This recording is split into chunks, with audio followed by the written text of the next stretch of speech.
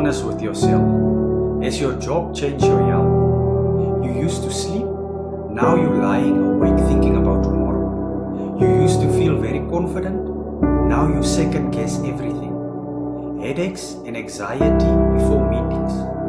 That's not just work stress, that's impact. A workplace should demand performance, not damage your well-being.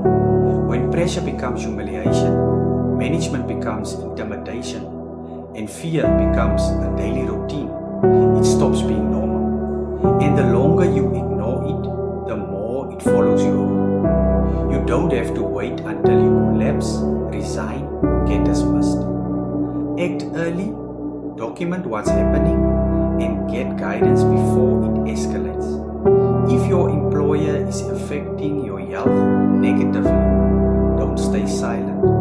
Get help immediately and contact Labour Hand SA